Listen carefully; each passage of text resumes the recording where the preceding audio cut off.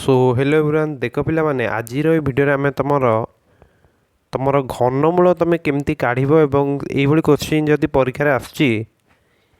जो क्वेश्चन तुम घनमूलर concept use हो तुम घनमूल काढ़ा पड़ो तो सही घनमूल तुम केमी काढ़ से उपाय आज आम शिखा। सो देख प्रथम तुम सब घनमूल तो माने घन तो जान एक क्यू हूँ तुम एक दुई क्यू हूँ तुम 8 तीन क्यू हूँ 27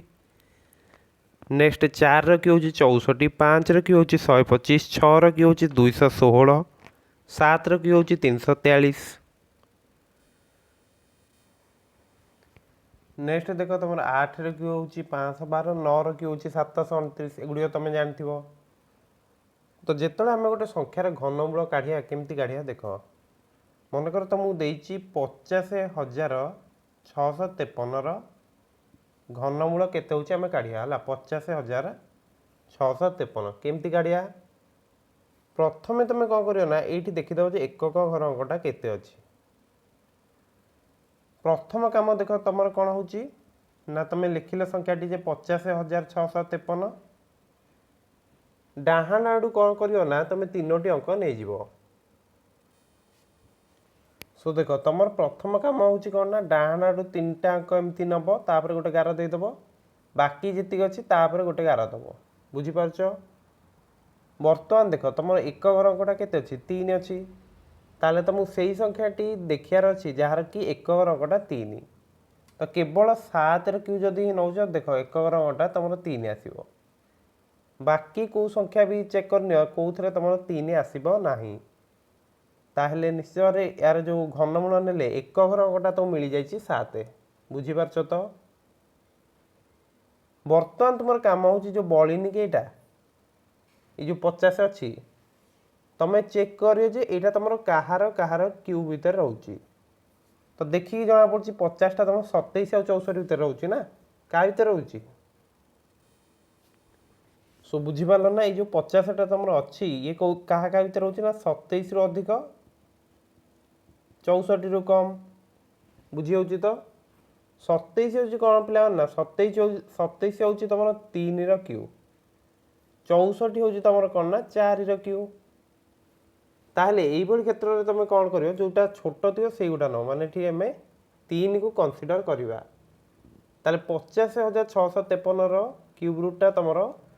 केते आसला जो संख्या दीटा भीतर जो संख्या दीटार क्यूब भितर थी तू छोट संख्याटा को नहीं ताले सेटा हूँ तुम 10 घर अंक ताहले 50,653 घनमूल तुम केते आसला पिला माने ना 37 बुझीपार। तो परीक्षा जदि तुम एमती किसी क्वेश्चन ने तुमको घनमूल काढ़ा पड़ू बर्तमान तुम्हें काढ़ी पार आराम से तुम किसी डाउट न बर्तमान देख तुम सामने आउ गोटे संख्या अच्छी 2,05,379 तो मुझे कौन कही डाहाण आडू सब 3टी अंक नहीं बाकी जी अच्छी नहीं तो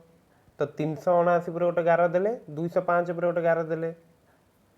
बर्तमान देख एक घर अंकटा केते अच्छी 9 अच्छी ना ताले कौ संख्यार क्यू कले एक अंक तुम 9 आसा हूँ तुम 9 है तो फास्ट आम लिखिदे 9 नेक्स्ट तुम कौन देख 205 तुम कौ कौ संख्यार घन भितर आसूची एति देख तुम नेक्स्ट देख तुम 205 क्या क्या घन भितर आसूची सी हूँ तुम 5 क्यू और 6 क्यू क्या 125 रु तुम 205 अधिक रोचे 216 ठार छोट रोचे ताहले मु कौन कही सब छोट संख्याटा नब तो 5 ही आमको नवा पड़ो तो ये लिखिदेली 5 ताहले तुम 2,05,379